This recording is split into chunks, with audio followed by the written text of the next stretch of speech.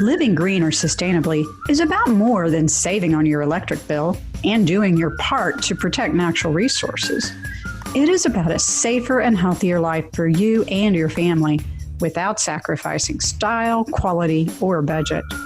This is a movement to provide all of us with clean air to breathe and water to drink, safe, healthy food to eat and places to live, and energy to run the places where we live, learn, play, and work.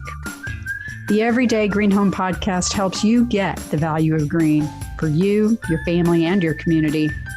Whether it's green homes, green living, or the people who make it happen, join me, Marla Esser-Close, to learn how green and sustainability practices and products work for you and our world.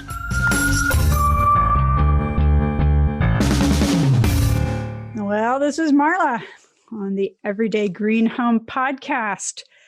I am I should say excited, but sometimes these conversations with my guest today get kind of crazy. For those of you that have been listening to me and my podcast for a while, then Tony is not a surprise to you. I have worked with Tony over many years. He was a regular co-host on this podcast, used to be called the Green Gab, and he was a regular co-host then. And when I moved to another city, we went to a guest host or co-host situation. So I'm really excited that you're back in studio with me today. Well, I really do miss our time. Remember when we would do this every week and it was like our little time. At the real studio. Yeah. Sitting together. And it was just so much fun. Well, I don't even think we could do that now because we weren't 6 feet apart. No. And we had that. So for those of y'all, I promise we'll get into the topic really quickly, but Tony and I have a really unique chemistry. We've known each other for a long time through the home builders industry, and our love of curiosity and intellectual questioning. So this all started because Tony and I would go out for coffee, well, hot chocolate for you. Yeah. And we'd end up sitting for 2 or more hours just talking about stuff going on in the world, stuff going on in your classes, stuff going on with my business, with the home builders. And finally, when I started this podcast, I said, you need to come on and have these conversations with me on the podcast. And that's how we started. Can you believe that, Tony? It was 5 years ago. You know, you still are telling people that like it was a choice for me. You didn't say I need to. You said I was coming on. Let's not forget that. Now y'all know what kind of relationship we have. It's like brother, sister. It really is. I'm excited to have this topic. We have never done this one, yet you and I have talked about this topic on and on and on for probably, if you add up all the minutes we've spent on it, probably weeks and months of our lifetime have been spent on this. I think it's both a passion of both of ours. While we agree on many things, there's some things we'll look at a little differently. But then again, that's how it should be in life. Yep. We are not clones of each other, but we enjoy each other's opinions and we enjoy having these kind of discussions because every once in a while we find solutions. And, you know, I look at our conversations as more of just sharing of information and sharing of ideas. And that is the way we're able to move forward as a society. That is so true. Okay, so you guys, I'm sure out there are wondering what the heck we're going to talk about today. So, drum roll, please. Big, hot topic. And we know and we expect that this may generate some very interesting conversation. And we hope it does. So we're going to talk about climate crisis, also called climate change, also called global warming and global weirding. And that's actually the name of a show on YouTube that I really have listened to quite a bit. So what we want to do today is set up kind of the basics of where we feel this conversation is and what are some of the key points to follow. And our hope is to give you a baseline for having this conversation in your own life. And then our intent is to do one of these about monthly for a while. We don't know how long that's going to go. They will keep running on the Everyday Green Home platform, unless we decide we have to spin off sometime in the future. But at any rate, we hope to generate some thinking that might be different than what you've done before. Tony and I are not in vast disagreement, but we're not also in exact agreement on this topic. And part of that comes from the difference in our backgrounds. Part of that comes from the difference in our personalities. I have loved Tony as a friend for many years, and that does not change from any of our conversations. And both of us feel it is very important for us as a society to be able to agree to disagree. That's the only way we can have these kind of conversations, don't you think? Oh, I absolutely agree. And, while Marla knows this, I know your listeners probably don't. Since I've been on here last, I have gotten my PMP certification in project management, and I am an expert in team development. And part of team building is understanding conflict. Yeah. And knowing that positive conflict is a powerful tool. And why I say that is it is a tool to unlock creative energies, and those creative energies can always lead to creative problem solving. Oh my gosh. So one of the business coaches that I've worked with in my past, two mantras. Well, one business coach had one mantra and the other had another mantra, but they're very similar. One of them was make your mess your message. So basically saying whatever you screwed up and you've learned how to fix can then become a big part of what you're working with other people, what you're telling them, what you're conveying. And then the other coach's way of putting it, very similar, was breakdowns lead to breakthroughs. Oh, absolutely.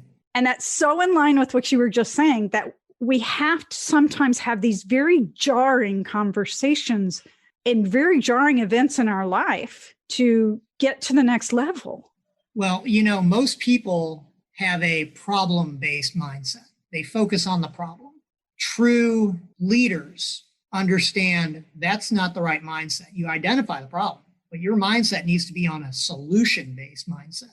Yeah. And I think by us tackling this conversation, this many conversations that we will most likely have, will show people it's not about arguing over the problem. It's identifying the problem, then discussing the solutions. So one of the baselines that you and I have agreed that we agree upon is that A, this conversation needs to be happening more frequently. Yes. B, we really do need to start figuring this out and a path forward, because going backwards never works. It just, physics doesn't work that way. Well, physics, it's the inertia of technology. Technology doesn't go backwards. Well, neither does life. Yeah. You and I have had this discussion multiple times. Think of all the things that are still 19th century technology we use. Yeah. Electricity, gas-powered automobile, plain and simple. Well, and you look at how many vast changes in life have come through very unexpected happenings. And this could follow that path. We don't know. Yeah. But we also both agreed on the basic concept that as people, we should really aim to do no harm going forward. And I think the more we all kind of remember, that will help us to frame that conversation as we go forward. Well, and that whole mentality of do no harm, that lays credence to the old, the Gaia hypothesis, that awareness of how you at the local level can really affect the environment globally. And the idea is if we don't harm on the local level, our future generations who are going to have that global perspective, be in a better situation. And this is even tying into this whole new mentality and direction in corporations, this whole movement from profit maximization into that whole connected capitalism, realizing that for business, all these stakeholders are connected, and that includes society in general. Yeah. It makes me think of the butterfly effect. Yes. How one little bitty change in time just ripples forward and magnifies. And the inverse of that is what we used to call the first law of environmental management when I was at Harvard. It's the law of unintended consequences. There you go. Once you solve one issue, you have inadvertently created another. And there's no way to be prepared for all those outcomes. So having a toolkit full of possibilities is important. And the willingness to fail is also very important. And we're kind of coming up into that phase in some ways, I feel like, is that we're learning a lot of ways to fail. But we're also learning a lot of ways to succeed from those failures. And You got to do it to learn, right? Well, there's a motto in project management: fail fast, learn fast, plain and simple. Edison always talked about, he didn't talk about 1,000 ways, not to create a light bulb. He found one way to create the light bulb. That's right. Perseverance. Oh my gosh. So you guys will figure out when we're recording this conversation, because the Perseverance landed on Mars. Yes, it did. I love the fact that it's called the Perseverance. So that was exciting news. Sorry, I get down that track. It took a while. Yeah. That was really cool how it was like all the different little parts of it, the little crane that came out and everything. Totally. I can geek out on that stuff. And turns out that my cousin's husband works at NASA. So I was getting to read his Facebook post and stuff. Very cool stuff. I had one of my good friends, he's in Mesa State University in Colorado now. But for a while, he worked on the shuttle recovery team down at NASA. Nice. Yeah, that was prior to Columbia tragedy. So he wasn't there for that. And so this is an important message to keep about in our realm when we're even talking about things like climate change and climate crisis, is that there are successful things happening no matter what. Sometimes we just have to look for them. And then we have to think about, wow, that's good news. And it's so easy for everybody to focus on all the bad stuff. And I don't want to brush any of that underneath the rug, because it's important. That's how like you said, that's how we solve problems. But it also helps us to look at what is happening that is forward thinking and good, and helps us to celebrate as a culture and a society, even while we're trying to fix problems. So that's a good, thanks for bringing that up. Well, you're welcome. We always feed off of each other. So yeah. So you and I kind of agreed on a couple of things that we wanted to kind of baseline this conversation with. And we're going to talk about 3 of them primarily today as a baseline to get this conversation started. And I'll just tee them up for you guys. 1 is emotions. Oh, yeah. 2 is transparency and trust. Mm-hmm. And 3 is politicization, politics.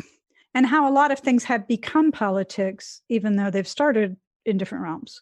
So those are the 3 things we're going to attempt to hit. We're going to attempt not to talk your ear off, but please know that we're going to keep this conversation going, and we're going to go down some multiple pathways as we move forward in the future. Well, we need to. This is not a short conversation, and it's multi-layered and multifaceted. One of the reasons why I think a lot of people are uncomfortable having this discussion is because it's a complicated issue. It's not cut and dry. It's not easy. Well, yeah. And it runs emotional.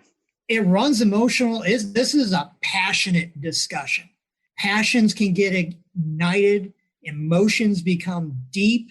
I mean, part of it ties into each individual and their own personal cognitive bias. Mm-hmm. None of us want to think we're bad people. None of us want to think we're wrong.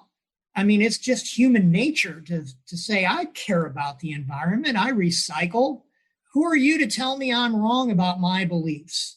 And that comes from everybody. It does not matter your education. It does not matter your upbringing. It does not matter your political beliefs. It does not matter anything. Our individual mentalities are, I'm a good person. I must be right on this, because why would I do something wrong? So our word for 2020 was grace, and being able to be gracious, to give grace, and to receive grace, which, by the way, sometimes is harder than giving it. Absolutely. And grace is what I believe can be a really good baseline to help us get through things like emotions. And to acknowledge them with grace, saying that's where a lot of the respect comes from in my mind, is I acknowledge you as a human being. I acknowledge you have your own things that have happened in your life, your own way of connecting to them. And because I love you as another human being, I always want to have grace for you. And I think a lot of us we've really kind of had a lot of time to think about a lot of things this past year. And now we're in the middle of things happening from the climate that could potentially be part of the reason, or all of the reason, or some of the reason that a lot of things that are happening around us are happening. And regardless of if they are or if they aren't, things are happening. regardless of if they are and if they aren't, we have to respond. Mhm. So we still have to take action no matter what our beliefs, what our emotions. We still have to figure out a way to come either together or do it alone, but it's usually a lot easier to do it together because we have a lot more resources and tools at our disposal. So coming together means that we have to figure out a way to work with those things like emotions and beliefs. And part of it is people want to feel that they're heard, really sharpening. You said heard, right? Heard, yes. Their voice is heard. Sharpening our active listening skills becomes very important in this discussion. And our response, even if you agree, it's, yes, I understand exactly what you're saying. And I agree with this and this. But have you thought about this? Right. Never coming out. And once again, grace is a great word for this topic and discussion. You have to be able to handle another person's emotions on this topic with grace and really validate that you're understanding their opinions. This discussion is not about your opinions, your personal opinions. It's about the other person's opinions as well. And you need to truly understand what the other person is saying in this discussion before you move forward. Because all you're going to do if you take it down the wrong track is inflame those emotions even greater.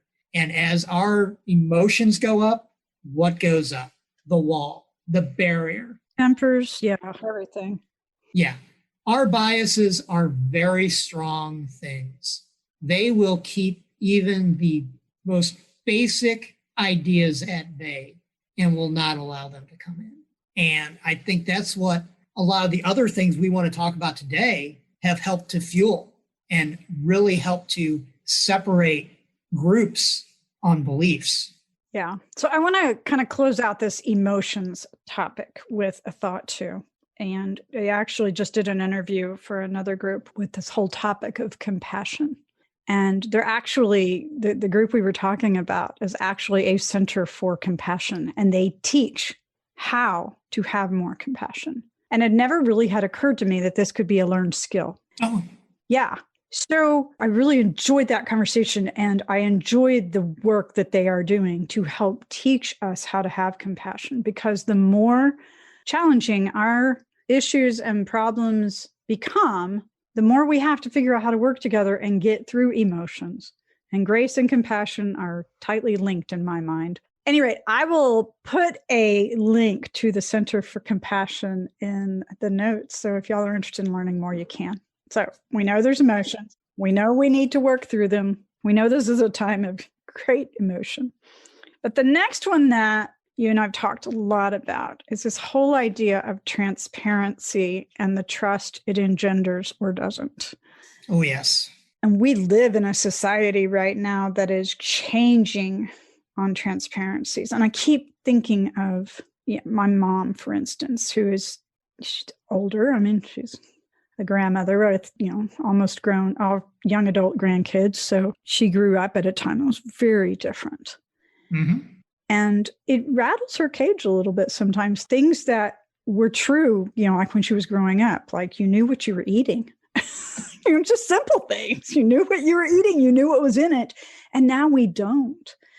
And that whole perceived lack of transparency, even if it's not a real lack of transparency, just a perceived lack of transparency, ends up getting you to scratch your head and go, what else is going on? That is really, I think you hit it right on the head there. It's not just products, lack of transparency, it's people. Yeah. We live in a society and a time of a 24/7 information cycle. We can find anything and everything. Yeah. However, I do think we have a class of leaders, political, business, thought, right, whoever, that are not, they just cannot wrap their heads around this 24/7 information cycle. And because of that, well, think about it. If they were leaders in the 70s and 80s, they only had to worry about a couple things: shareholder letters, the occasional interview. Now, anything and everything they do can be found somewhere. Yep. And because of that, they were not used to worrying about what's in the closet. What are they hiding? Right? Very true. What vested interest do they have somewhere, whether it's financial, whether it's, some kind of influential interest? We don't know. But now we're seeing all of these things popping up as people are talking about one thing.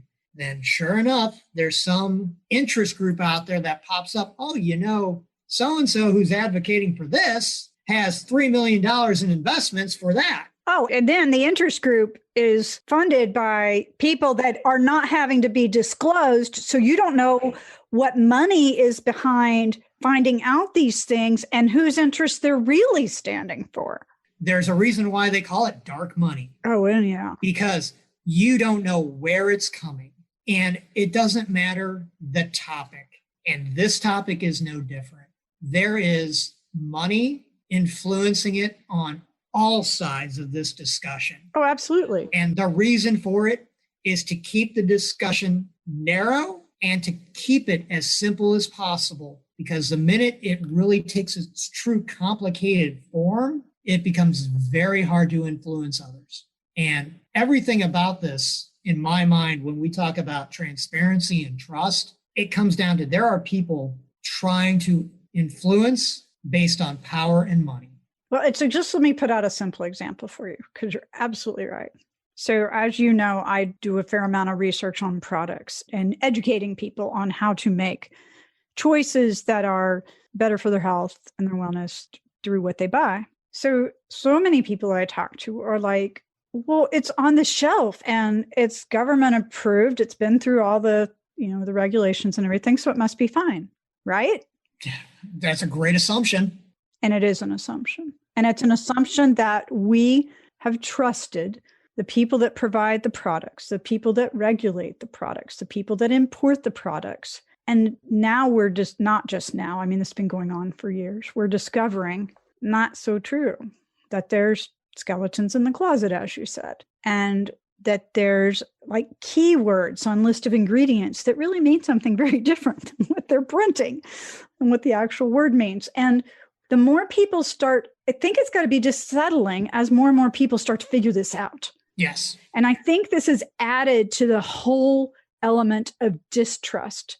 And this side doesn't trust this side, and that side doesn't trust that side. And because of, as we get, like you said, more and more information, things that we never knew, and we could just blissfully go about with our head in the sand, wrong or right, and whether or not that's really happening. I think I definitely know, listening to my parents and some of their friends and stuff, they talk about the simpler times, going back to simpler times. And, we don't go backwards. So we got to go forward. There were fewer people on the face of this earth. There were fewer companies. There were fewer known formulas for making things. There were fewer things. And it's a numbers game. So the more things that are happening, the more things we have to understand. And as it becomes harder and harder to understand, as you were saying, with all this information out there, I think a lot of us start shutting it off and kind of going back to that head in the sand because we can't process it. Well, and think about it this way too. These little topics we're talking about right now, these are building blocks. Yeah. Because of this whole, trust issue and transparency issue. If you can't trust that person, what happens? You revert back to your cognitive bias. Right. And you see this as reinforcement, which makes this even a stronger emotional connection. Yeah. Kind of that whole head in the sand mentality just kind of eggs that on. Yeah. And this is how it works. The first block is emotion. Then what reinforces the emotion is the trust and transparency. And I'm pretty sure this last little bit we're going to talk about really sends it over the edge. Yeah, because we don't want to keep everybody too long. So dive on in. The politics. Yeah. The politicization of everything. And here's my problem. Left, right, doesn't matter.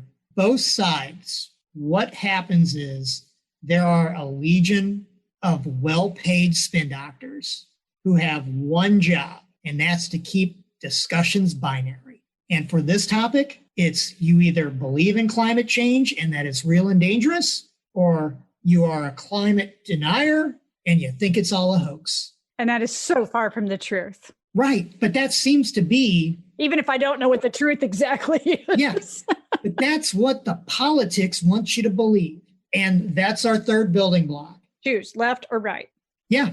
You remember a time when we were centrists? Oh, absolutely. We work towards a common goal. And it feels like it feels like the way politics is going right now that we have lost that ability. I pray we haven't. And I think this last year has made a lot of us wonder who's really working for us. No, absolutely. Well, they call the term the movable middle. Yes. The middle of every business looks at them. Yeah. Politics looks at them, whatever. That's the decision makers. That has always been the decision makers. Yeah. But that middle is shrinking. Well, yeah. I mean, we used to have conservative Democrats, progressive Republicans. I've always said, a lot of people I know are like, what is it? Fiscally conservative and socially progressive. I mean, that's how I relate. That's how I, associate. Your podcast partner here is like that. Yeah, well, always have been. There's a reason we're friends. I don't know how we stop the politicization of everything. I think we as constituents have an opportunity to reclaim some of that power by paying more attention to who we're voting for. And I wish I could figure out some way to help people vote for candidates that were willing to work towards solutions, not just people that represent what their values might be or that two things they may believe. And we've gotten to the point where like I said, where we hook onto that one or two things. And I was telling you earlier before we started this that I just recently finished one of John Grisham's books, The Appeal. And oh my gosh, it went so much into this space. And I was like, wow. I mean, it's a work of fiction, but fiction follows life. And it was all about the emotions, the politicization, the transparency, the trust around a company and their relationship with a small town and what happened to that relationship. Anyway, it just got me thinking so much. And this whole idea of working toward a solution was definitely not, it was not the central theme of that book, or that was not what was happening. But I think a lot of us feel that's not happening in our lives. We have real problems that we got to deal with. Well, and the way all these really tie together, and how do we take the politicization out of this? I think part of it is we don't give the politicians and their minions the opportunity to just frame an argument one or the other. That's a personal choice. We are going to have to start questioning everything. Right. We have every right to ask, what solutions are you going to go after? How? And here's what I don't think we do a great job of, is how are you going to do that? And we know that you can't commit that everything's going to roll out that way, but where are you going to start? What kinds of places are you going to start looking? And more importantly, what kinds of people are you going to start looking for this intellectual debate, this creative energy that comes up from the discord and from seeing problems from different sides? Honestly, this is one of the greatest assets of the human culture, and we make it into a negative. Yeah, it's true. Well, and part of it is the language between politicians has got to change. And once again, it all ties together. Think of it. Your emotions, your cognitive bias. This is what you believe. It's reinforced by the trust and the transparency. Well, I can't trust them and they're hiding something. Then what happens? The third stool, or the third leg of the stool, the third leg of the triangle, you bring in the whole politics of it. And it's like, yeah, the other side's lying to me. The other side's wrong. And that just totally separates and divides everything. So now you're over there on your left or right thinking, okay, I'm the good person. They're not. I can't be wrong because why would I do something bad? And I can't trust, or there's no transparency from the other side. And my political beliefs are telling me they're lying. So what's a better alternative? Oh my, I don't know. However, something has got to exist, whether it's term limits, and it's not even term limits because there's no term limits for, the departments. There's no term limits for the bureaucrats. But on the other hand, they know how to do things. So we need some better mentoring relationship or some process or some succession planning to help embrace what these folks know, but also to bring in new ways of thinking. I mean, is the start the money? Yeah. Do you start taking the money out and making that illegal? I mean, to me, in Missouri, when they went to term limits, what they found was all the legislation on the state level was being written by lobbyists. Well, I because they knew the language. think that's probably true most places. Yeah. I mean, I guess you got to start with the money. Well, and there's so many different things that are wrapped into any of the bills that go before Congress and Senate in any state or at the federal level. And it's almost impossible for the average constituent to find out what's really in all those bills. Some of them are just too dang long. You can't even read it all. Yeah, 2,000, 3,000, 4,000 pages. And so we need to go back to simpler. Yeah. But at any rate, we're not going to solve that problem today. And there's an awful lot of issues around climate crisis and all of this that we need to start working on, no matter how the rest of this starts getting solved as well. Hopefully it will start to come together and dovetail somewhat as we're working towards solutions. So next time we talk, we want to go more into a conversation about what you opened with, Tony, the two extremes. Yes, there is climate change. No, there's not. And I'm not going to call those people by titles or anything. We're just going to say that there's two extremes of thinking. There's also a lot of shades in between that we'd like to address. Lots of shades of green. Well, shades of, whatever. I have enjoyed going to Dr. Catherine Hayhoe's Global Weirding series on YouTube because she is a climate scientist that is also extremely vocal about her evangelical Christian beliefs, which is to many people, an interesting juxtaposition. But if anybody wants to check those out, I'll put the link in. Do you have a resource you want to give people for homework for next time we come together? I would look at Matt Ridley and just Google Matt Ridley, only because he is the leader of what's known as the lukewarmist line of thought, which is a little bit more in the middle. He's a member of the British House of Lords, or at least he was. He's a journalist. He writes a lot with The Economist. Has some interesting takes on the whole climate lobbying groups. Okay. I think that's probably the easiest thing to do. For him, it's not about the environment. It's the people pushing the stories. Interesting. Yeah, that's really where he lies and his issue with everything. So I would try that. Okay. Just a little different kind of perception. So a little bit of homework for y'all if you want to read up some before we reconvene in 3 to 4 weeks-ish. We're on really strict schedules these days, right? Ha ha. I vastly appreciate, Tony, that you and I can start this conversation out in the public. And listeners, please let us know what you think. Please be polite. Please be full of grace, because we want to encourage this conversation and we want to grow from this. So please remember that in your comments. If there is a specific part of this whole climate change topic that you would like us to dive into, Tony and I both are avid researchers, and we would be delighted to tackle a topic. We will come at it from multiple sides, but we would be delighted to do that if there is a specific part of this that you would like us to address. You can get all the information about how to contact me or Tony in our show notes. I can be found and can always get a message to Tony. I'm on Instagram and Facebook at Green Home Coach. And probably if you Google us, you'll find us. Probably.